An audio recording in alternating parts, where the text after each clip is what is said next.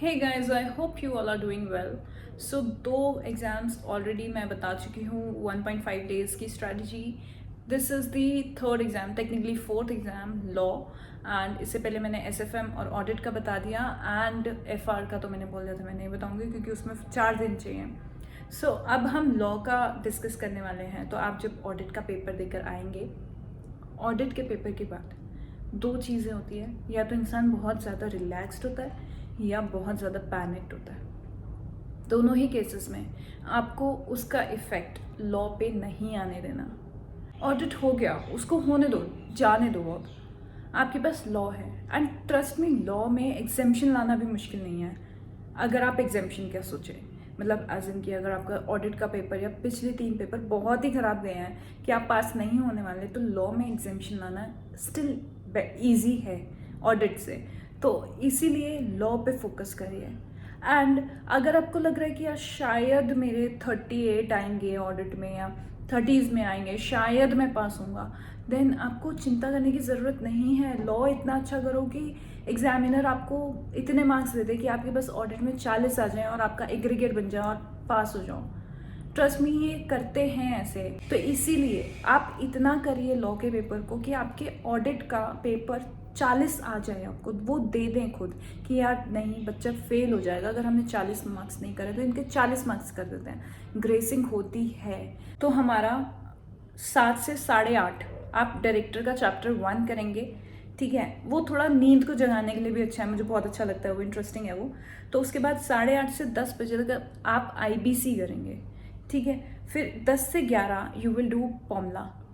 पॉमला करेंगे, बहुत easy chapter है, अच्छा चैप्टर है। अच्छा, पॉमला में लोग क्या करते हैं कि एंड के जो सेक्शंस है उस पर ध्यान नहीं देते। एंड के सेक्शंस में बहुत क्वेश्चंस आते हैं। पिछले से पिछले अटेम्प्ट में पॉमला के बहुत क्वेश्चंस आए थे, इसलिए इस चैप्टर को अच्छे से करिएगा। बहुत इजी चैप्टर है, कॉम्प्लिकेटेड नहीं है।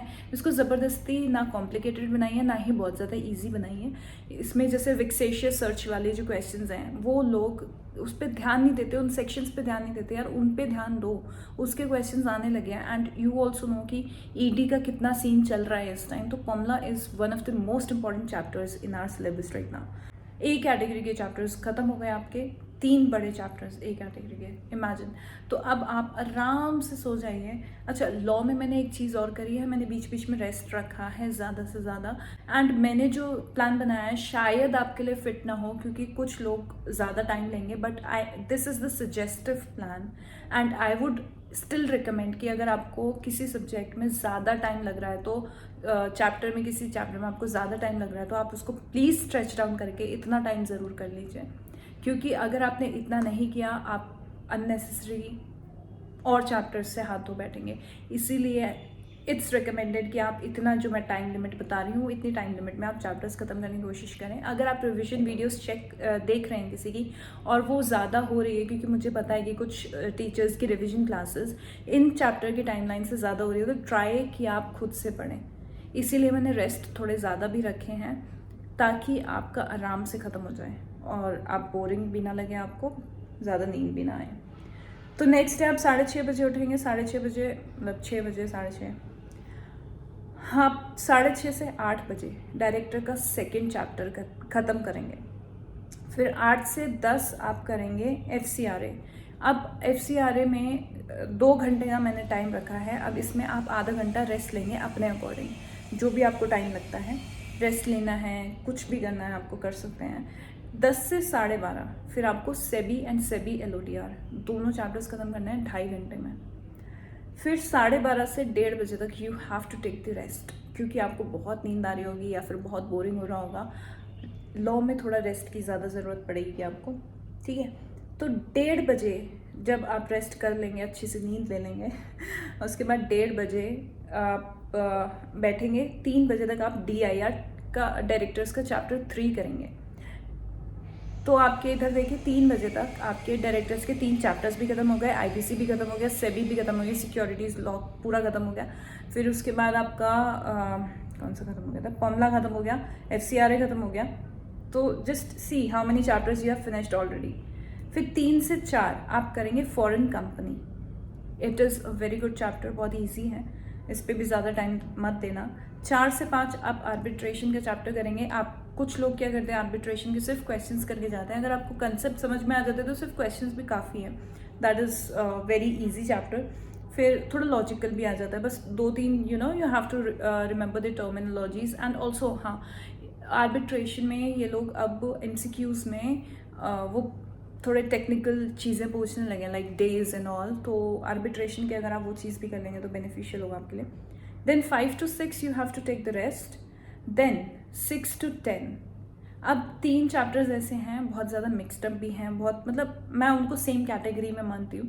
इंस्पेक्शन, कॉम्प्रोमाइज़ एंड ऑपरेशन, ये 3 चैप्टर्स हैं। आपको 6 से 10 4 घंटे दे रही हूँ। 4 घंटे में रेस्ट भी करना है और ये 3 चैप्टर्स भी ख़त्म करना है, ठीक है। 1-1 घंटा आप हर चैप्टर को ख़त्म कर सकते हैं, बहुत बड़ी चीज़ नहीं है।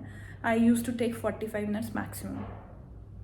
देन 10 to 12 आपको 2 घंटे आपको मिसलेनियस ख़त्म करना है। मिसलेनियस में आपको नीति कंपनी करना है, रजिस्टर्ड वैल्यूअर्स वगैरह वाला जो है डोरमेंट कंपनी का है। तो डोरमेंट कंपनी और रजिस्टर्ड वैल्यूअर इस बार थोड़ा इंपॉर्टेंट है, बिकॉज नीति कंपनी पिछली बार आ गया था, ठीक है। तो ये करने के बाद अब आप आराम से सो जाइए।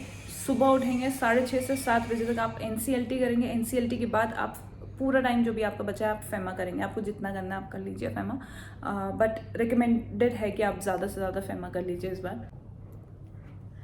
तो फेमा कुछ लोग छोड़ के भी जाते हैं, तो स्टिल अगर उनके पास टाइम है तो आप या तो पूरा रिवाइज कर लीजिए, आपका कुछ बीच में छूटा है तो आप उसको कर लीजिए, या फिर अगर आपको लगता है कि ये प्लान बहुत ज़्यादा टाइट है तो आप उसको थोड़ा लूजन अप कर सकते हैं।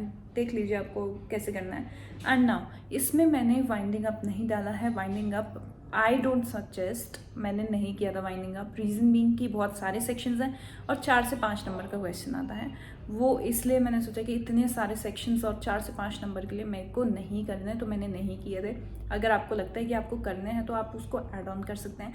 एंड इसके अलावा कंपाउंडिंग ऑफ ऑफेंसेस और कॉर्पोरेट सेक्रेटरियल प्रैक्टिसेस, ये 2 चैप्टर्स और हैं। ये बहुत छोटे छोटे चैप्टर्स हैं, अगर आपको करने हैं आप कर सकते हैं, बट मैंने नहीं किए थे, so I have not added it. So guys that's it. Law का ये वाला प्लान है। एंड लॉ के पेपर के बाद अगर आपके बोथ ग्रुप्स हैं तो आपको ऑब्वियसली पढ़ना है, बट अगर आपके पेपर्स ख़त्म हैं, law that is last, then just sit at home and then evaluate your paper. मैंने आपको पहले मना किया था इवेलुएशन के लिए, क्योंकि हर किसी का माइंड इतना ज़्यादा कंट्रोल में नहीं होता है, तो इसीलिए मैं मना कर रही थी। लेकिन लॉ के बाद just take out all the papers that you have attempted and then sit down and evaluate your paper. And then उसके बाद डिसाइड करिए कि आपको आगे क्या करना है।